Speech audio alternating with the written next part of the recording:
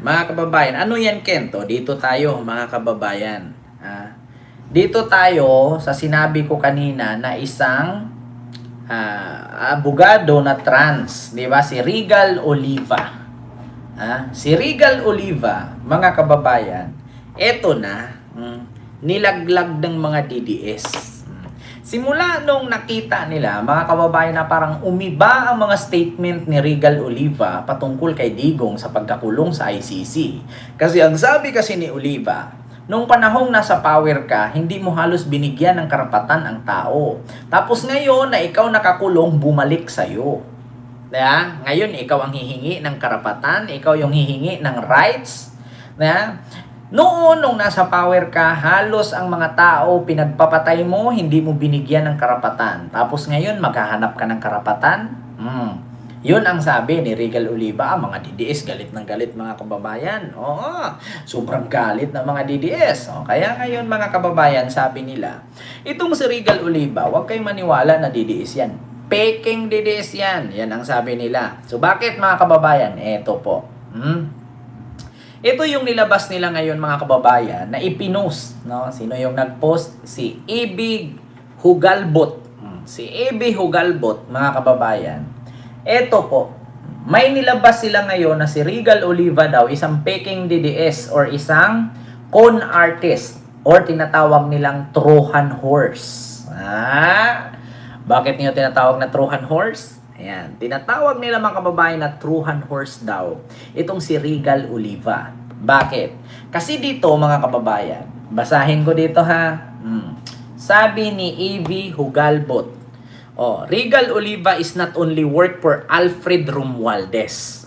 For a number of years, he is also a confessed Imelda fanatic, who for a long time dressed as ostentatiously as the former First Lady Imelda Marcos, hairstyle and all. Regal Oliva is also one of the most entitled woke ultra-pinklawan among many of Cebu's alta de ciudad. In fact, Regal is a close friend of Jude Bacalso, the super entitled Cebuano Vayot, sabi dito, who made a waiter stand in front of him for 2 hours because the youngster addressed Jude as Sir. Kung naalala ninyo mga kababayan, ito daw si Regal Oliva ay kaibigan ni Jude Bacalso. Kung naalala ninyo, si Jude Bacalso, isang bakla na pinatayo niya ang isang crew or isang waiter ng halos 2 oras kasi tinawag siyang Sir. Naalala nyo yung nag-trending na bakla na mataba, si Jude Bacalso, na pinatayo niya ang waiter ng halos 2 oras kasi tinawag siyang Sir? Ang haba daw ng buhok niya, babae daw siya. Diba? Kaibigan daw ni Regal Oliva. Sunod. These two have a penis. Ito na ang binastos na mga kababayan ng mga DDS. These two have a penis and 2 testicle. But one become the first in history to become president of the Cebu Lady Lawyers Association. So ito daw dalawang ito ay may itlog at tete. Pero first in the history daw sa Cebu na naging Lady Lawyers Association President or CELIA, even if he is a biologically a man. Sabi dito, a biologically a man. The others, with his muscular build and the same bat and 2 balls, wanted to be called ma'am. I can go on, but it's too graphic even by my own standards. Trust me, I'm a Cebuano. Sabi dito nung nag-post. Kaya mga kababayan, peking DDS daw si Attorney Regal Oliva. Kasi daw sa pananamit, Imelda, buhok at lahat ng style ay Imeldific look inspired. Extravagant. Imeldific look, hairstyle, dresses, shoes, and diba? Extravagant. Sabi. So ngayon mga kababayan, ito ang kanilang ipinakita ngayon. Ipinalabas nila na nag-meet na nga daw itong si Madam Imelda Marcos at si Regal Oliva. At ito daw ay isang DDS na peke at hindi daw dapat paniwalaan. So eto na nga daw, magkasama daw si Regal at si Imelda, na ang panggagaya daw ni Regal kay Imelda according dito sa nag-post na isang Evie Hugal boat. At ito daw si Regal Oliva not only work as Alfred Romualdez. So nagtrabaho daw ito, mga kababayan, kay Alfred Romualdez. Naku mga kababayan, mahirap.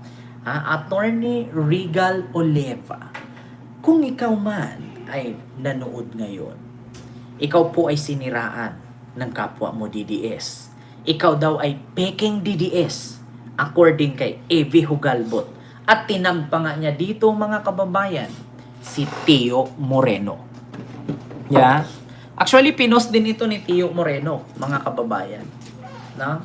Itong si Regal Oliva.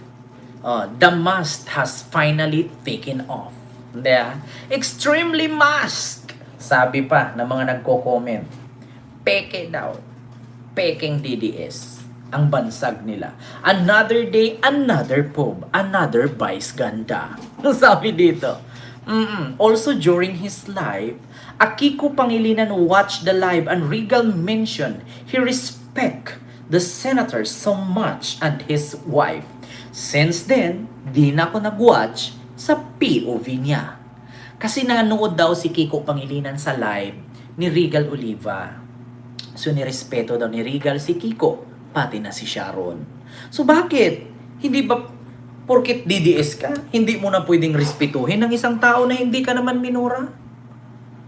So mas respetuhin mo si Digong na minura ang Panginoon kaysa sa taong nanood lang naman sa live mo at hindi ka naman binastos. Kahit dito mga kababayan, manood si Sarah sa akin ngayon at sabihin niyang good evening, Kent, ay good evening to you, Madam Vice President. Hindi naman ako binastos, bakit ko babastusin? I respect her in terms when she respect me. Diba? Pero kung pumunta siya dito at pinagmumura ako, then why should I respect her? Diba? Ganun yun mga kababayan. Kung pumunta ka naman at nag-comment ka at sasabihin, good evening, how are you today? I'm here, I'm okay. Yeah? And good evening too. Ganun dapat. Bakit mo babastusin si Kiko Pangilinan kung nanonood sa live mo? Di syempre, I respect you. Ganon. Diba, mga kababayan, Ma'am Rosemary, hello po. Hindi ka naman binastos ni Kiko, bakit mo bababuyin? Hindi porket ito, mga DDS. Isa lang ang paliwanag ko at panawagan sa inyo. Kung sakali managalit kay Kiko, huwag niyong idamay ang kapwa ninyo DDS. Katulad yan, kung halimbawa yung DDS nanood sa akin, galit kay Ken, tapos yung kapwa niya DDS, hindi naman ako kilala, huwag mo siyang i-convince na magalit. Bakit? Ganyan na ba kayo kabobo? Diba? Kung halimbawa ako, isang loyalista, at kakamping, galit kay Sarah, so ibig sabihin ba sabihin ko sa nanay ko at mga kapatid ko na magalit na din sila kay Sarah? Yung nanay ko kakamping? So hindi ko siya pwedeng utusan kasi may utak siya. Bakit ko siya kontrolin? Hindi ako diktador. My God. May kanya-kanya kaming isip. Oo. Yung nanay ko, Leni Robredo, yan noon pa. Ako lang naman yung nagdigong, wala namang kwenta, nabudo lang. Kahit ngayon nga, Leni pa rin eh. Sabi ko, BBM, sabi niya, Leni ako. Bakit? Sabi nga ni Mama, nanay din ako. Ramdam ko ang pagiging nanay niya. Wala akong magawa. Alam nga naman doon si Mama kay BBM, hindi naman nanay si BBM, tatay naman yun.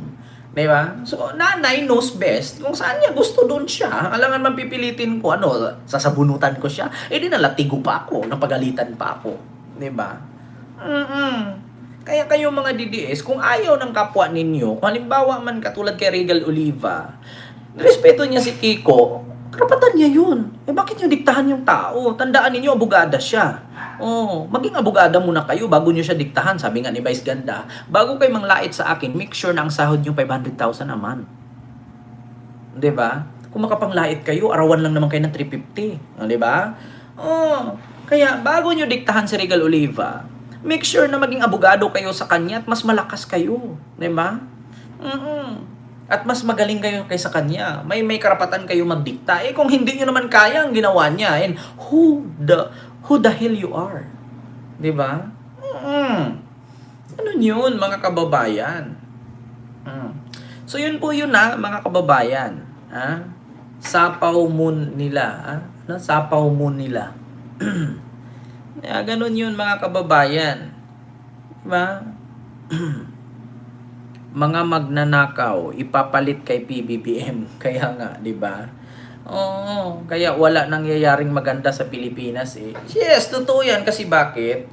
Yung isang tao, gusto niya ganito ang lifestyle. Pero yung kaibigan niya, ay hindi. Huwag kang ganyan. Ito ang bilhin mo. Kaya yan ang masakit Yan ang masakit mga kababayan. Not only for DDS but also the all Filipino out there. Na ang pinaka-mindset kasi natin, kapag yung kumari natin nakabili ng sound system, bibili din tayo. Kung ang kumari natin nagtitinda ng balot, magbibenta din tayo. So sino bibili? Kung halos naman yung buong street mo dyan, puro mo kumari, lahat kayo nagbabalot yung kabila. Puro din balot yun, gagaya sino pang bibili sa inyo kung puro na kayo balot dyan? Diba? Ay, nako. Ganun po yun, mga kababayan.